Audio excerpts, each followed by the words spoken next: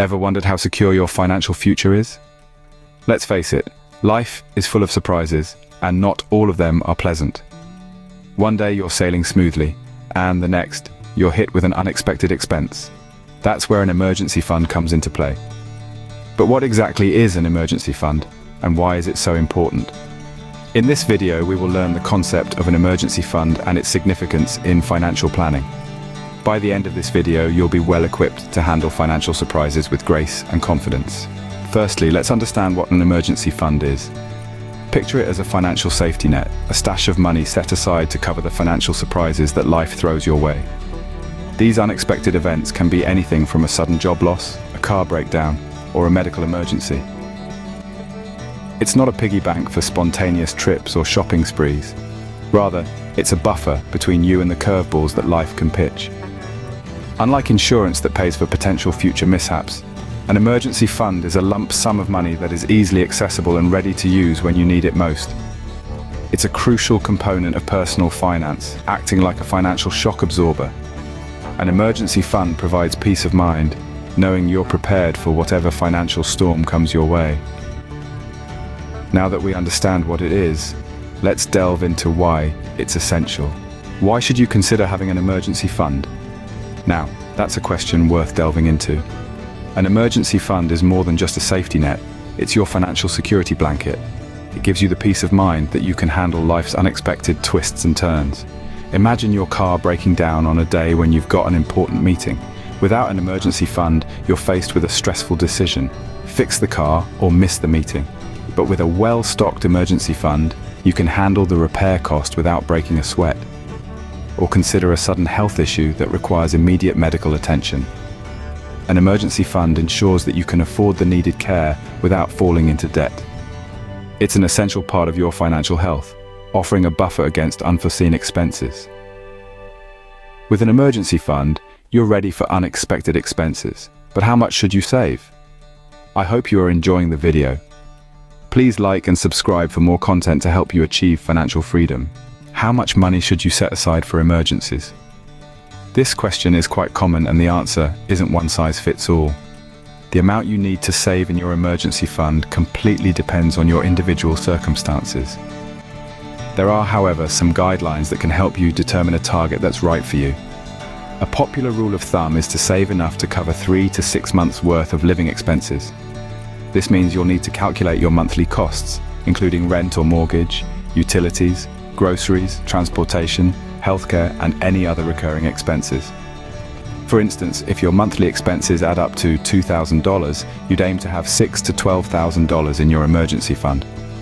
This might sound like a lot, but remember, this fund is meant to act as a safety net. It's there to cover your living expenses in case of a job loss, a medical emergency, or any other unforeseen financial crisis.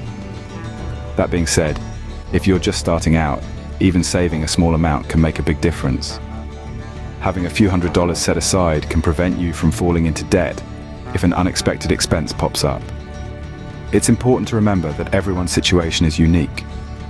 If you have a high level of job security or a dual-income household, you might be comfortable with a smaller emergency fund. On the other hand, if you're self-employed, have a large family, or have health issues, you may want to aim for a larger safety net. It's also worth considering your lifestyle and spending habits. If you're someone who lives frugally and has minimal expenses, a smaller emergency fund may suffice. However, if you have a high cost of living or are supporting others, you'll likely need a larger fund. The goal is to find a balance between what you can realistically save and what would provide you with a sense of financial security. In the end, having an emergency fund isn't about hoarding money. It's about giving yourself peace of mind and financial stability. Now that we know how much to save, let's talk about how to build this fund. Building an emergency fund may seem daunting, but it's quite straightforward. It's all about breaking it down into manageable steps and then consistently following through. So let's dive into it. First things first, you need to determine how much you want to save. This will be different for everyone, but a general rule of thumb is to aim for 3 to 6 months worth of living expenses. This should cover most unexpected financial emergencies, from a sudden job loss to an unexpected medical bill.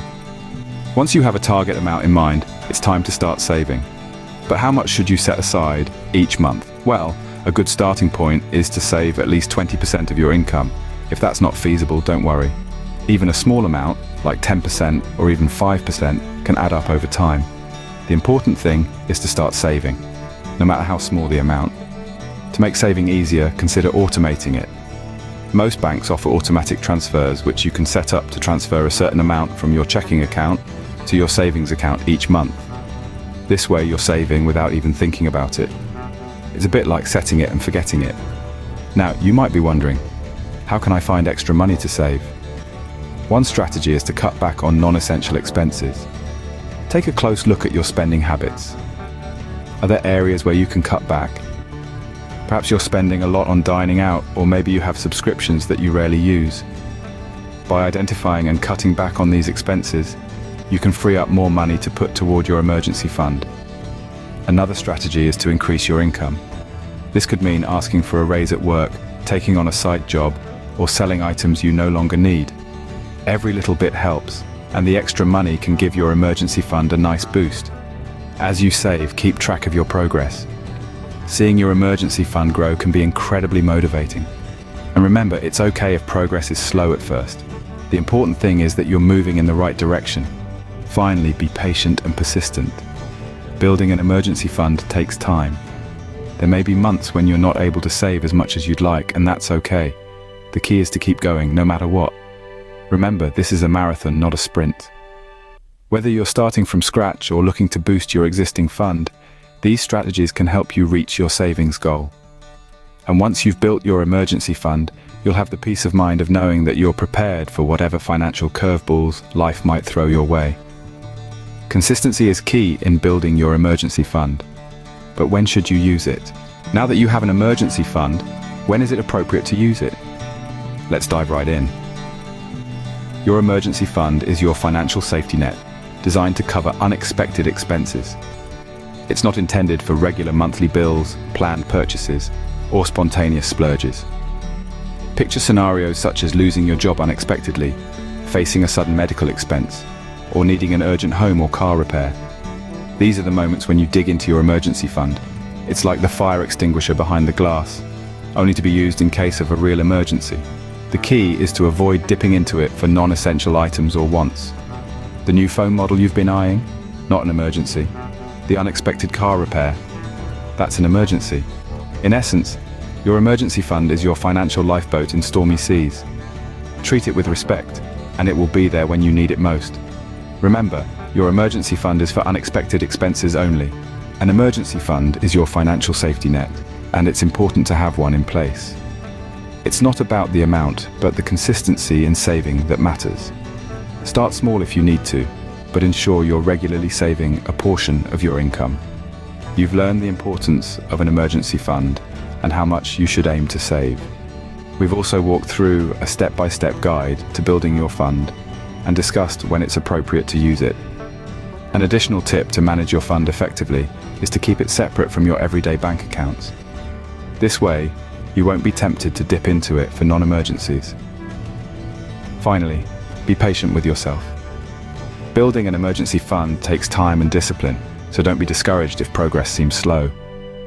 With this guide, you're well on your way to building a solid emergency fund for financial security. If you found this guide helpful and think others could benefit from it too, why not give this video a thumbs up? By liking this video, you're helping us reach more people who might need this guidance. And if you haven't already, consider subscribing to our channel. Thank you for watching, and remember, financial security starts today. I will see you in the next video.